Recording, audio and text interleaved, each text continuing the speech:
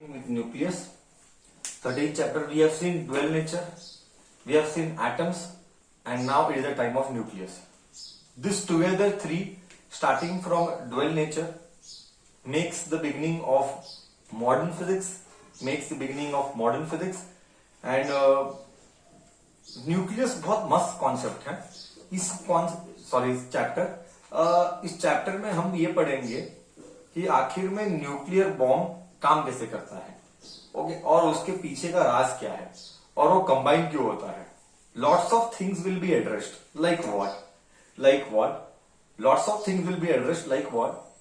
C you must have heard in your बचपन में और एनीवेयर हियर देयर स्टडीज में हियर देयर और पिक्चर में एंड ऑल दैट यूरेनियम एक एलिमेंट है जिसका एटॉमिक नंबर 92 है।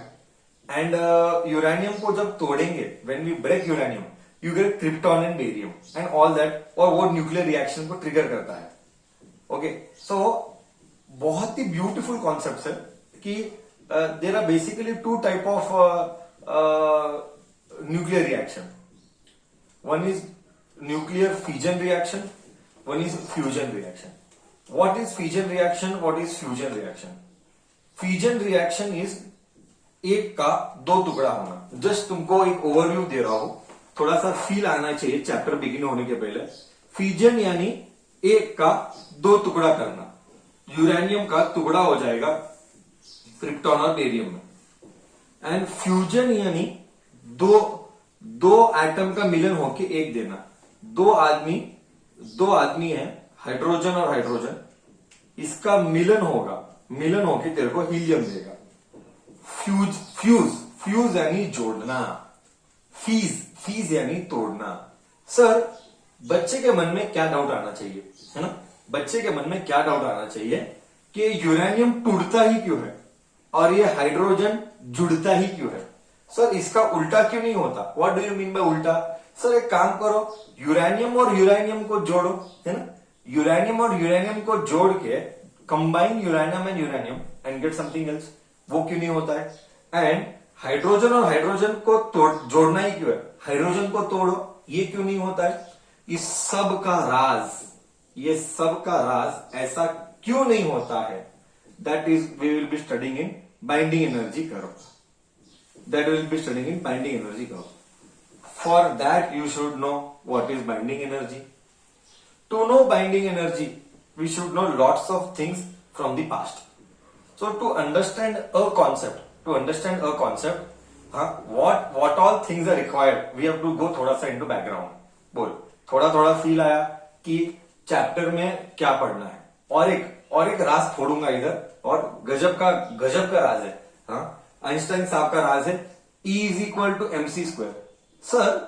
सर हमको ये समझ में नहीं आया, मतलब सर हमने कभी इतना रिसर्च नहीं किया। We could never understand exactly what you could never understand exactly. Sir, ये यूरेनियम बॉम्ब या न्यूक्लियर बॉम्ब, हाँ, ये न्यूक्लियर बॉम्ब इतना भयानक इफेक्ट आखिर में करता क्यों है? मतलब everyone is evident enough that whatever happened in Hiroshima and Nagasaki in Japan 1945, 6th August and 9th August, little boy and fat man, done by US on the soil of Japan, Hiroshima and Nagasaki. The entire world for the first time saw what a devastating effect a nuclear bomb can create. Sir, आखिर में इसके पीछे का राज क्या है? मतलब sir, ये कैसा होता होगा? मतलब ऐसा क्या बॉम्ब है भाई? एक ऐसा ड्रॉप किया, 1 किलो का बॉम्ब, 1 किलो का बॉस, 1 या 2 किलो का बॉम्ब था वो, यूरेनियम अंदर था, फ्यूल या एलिमेंट जो भी, वो ड्रॉप करने पर ये इफेक्ट आखिर इसके पीछे का राज क्या है? Boss, E is equal to mc square, इसके पीछे का भांडाफोड़ी है। बट ये क्या, इसके पीछे हम पढ़ेंगे concept called as mass defect. इसके पीछे हम एक कॉन्सेप्ट पढ़ेंगे, उसका नाम है मास डिफेक्ट। मास डिफेक्ट क्या होता है, मास डिफेक्ट क्यों आता है पिक्चर में, ये सारी चीजों का भांडाफोड़ हम न्यूक्लियस चैप्टर में करेंगे। उसके बाद you must have heard about something called as एक nuclear radio active method. Forget about nuclear, just a radio active metal. Sir ये रेडियो एक्टिव मटेरियल क्या होता है? अगर तूने सुना होगा कहीं पर, हाँ, radioactive elements are those elements which will emit harmful radiation. They will emit 3 types of radiation: alpha, beta, and gamma. And what are these radiations, and how they are, what damage they are causing, and why these alpha, beta, gamma radiations are coming? Who is more dangerous? Why does this happens? ये सब का भांडा फोड़ भी nucleus chapter में होगा। Okay, और हमारे बॉडी के लिए ये सारे रेडिएशंस डेंजर है। उसमें से सबसे हार्मफुल हमारे लिए गैमा है, और गैमा रेडिएशन को अगर हम एक्सपोज हो जाएंगे तो हमारे को प्रोबेबिलिटी ऑफ कैंसर हो सकता है। वापस वो डिपेंड करता है कि कितना इंटेंसिटी का एक्सपोजर है, वो रेडिएशन का इंटेंसिटी क्या है। हाँ, मतलब जरा नेग्लिजिबल रेज आ रहे कि भयानक लेवल ऑफ रेज आ रहे। अगर भयानक level of different level of rays are coming, trust में विद इन 3 और 4 डेज तेरा चालू होगा, सारे टिश्यू डैमेज हो जाएंगे। हाँ, तेरा बॉडी में ब्लिस्टर्स हो जाएंगे। वन मस्त you can see a documentary और documentary web series which is Chernobyl on Hotstar.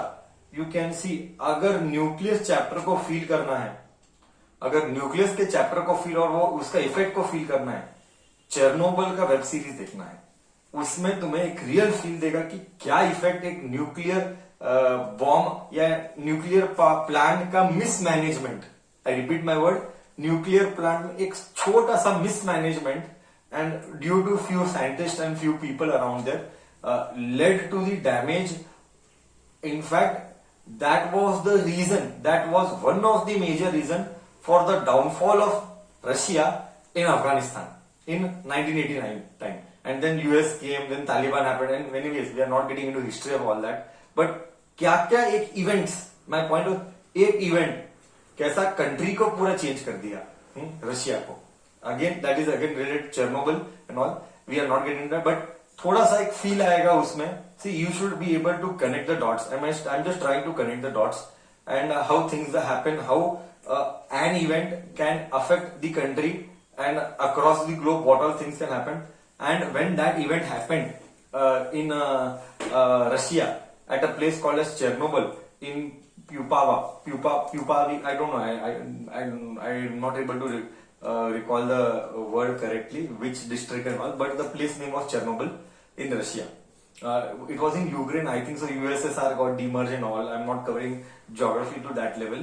I might be wrong, but Chernobyl एक जगह है।